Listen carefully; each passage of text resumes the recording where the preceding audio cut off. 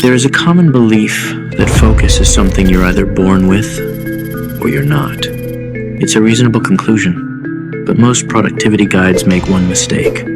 They tell you what to do, without explaining why it works. And if you don't understand the cause, every technique becomes temporary. So instead of giving you another list of productivity tips, this video will explain how focus actually works. We'll break it down into 3 simple principles that form one practical system. Once you understand the system, improving your focus becomes much more predictable. Let's begin with the first principle.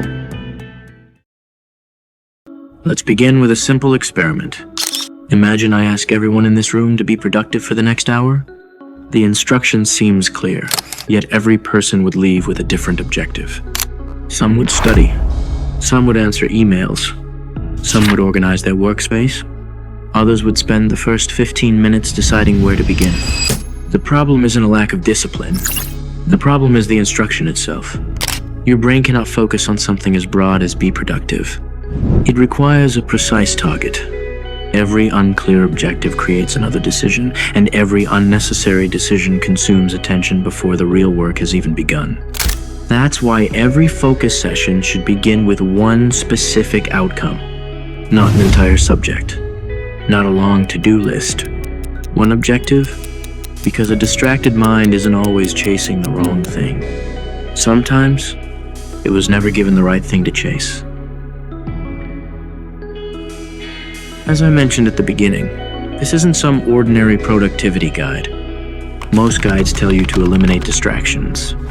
That's useful advice, but it doesn't answer the more important question. Why do distractions work in the first place? The answer is surprisingly simple. Your attention is limited.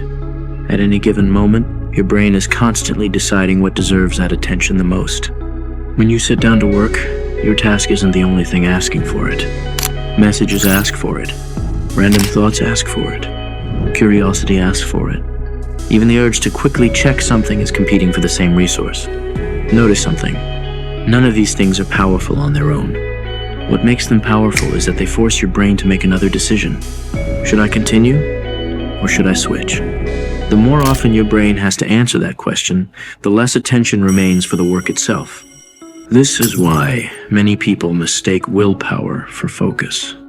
They believe they need to become better at resisting distractions. In reality, the strongest focus often comes from having fewer distractions to resist in the first place. So don't build an environment that tests your discipline. Build one that barely requires it. Remove anything that competes with your objective before you begin. Because focus isn't won by constantly choosing the right thing. It's won by giving your brain fewer wrong things to choose from. We've given the brain a clear target. We've removed unnecessary competition. Now comes the final mistake. Many people believe that once they enter a state of focus, the goal is to stay there for as long as possible. It sounds logical.